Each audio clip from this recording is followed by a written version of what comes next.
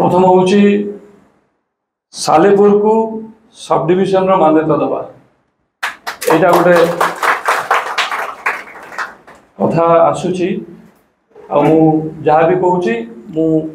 समस्त को शुणिकी आइडिया नहीं कहूँ सालेपुर दीपांचल माने नई सेपारी जो 4टा पंचायत रहा सेठी बैंकिंग और एटीएम सुविधा जोटा कि नहीं सेटा निश्चित भाव में आमे किछि करबा आगु टांगी सालीपुर रे प्राय जगह गोटे ड्रेनेज रो असुविधा मध्य रही तार संशोधन करिवार भी आवश्यकता अच्छी निश्चित भाव ता ऊपर भी आमे गुरुत्व दबु सालेपुर रे मॉडल शौचालय व्यवस्था सेटार भी आवश्यकता रही शौचालय हवा दरकार सालेपुर दीपांचल रे शीतल भंडार माने कोल्ड स्टोरेज रो व्यवस्था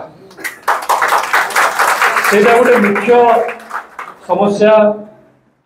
जोटा कि प्राय जगह मु शुणुची एवं गोटे जोटा गोटे पुराना भी अच्छी सेटा भारी डिलेपिटेड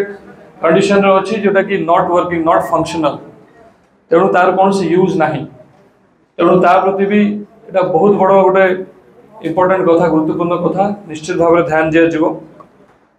टांगी और सालेपुर अंचल रे शिल्प प्रतिष्ठा करी युवक और युवती मानक पाई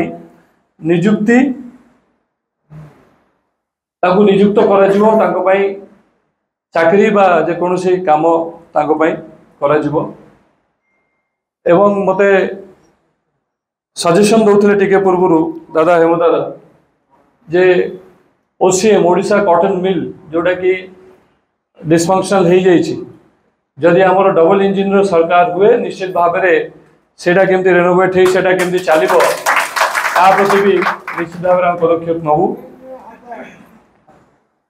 टांगी और सालेपुर अंचल रे समस्त हाट को मॉडल हाट रे परिणत करने पदक्षेप नबू टांगी और सालेपुर अंचल रे 8000 लखपति दीदी सृष्टि करवा यहीटा गोटे नुआ योजना आम प्रधानमंत्री सेटा एवं ता सहित सुभद्रा योजना जोटा है जोटा बहुत पॉपुलर योजना एवं समस्ते बहुत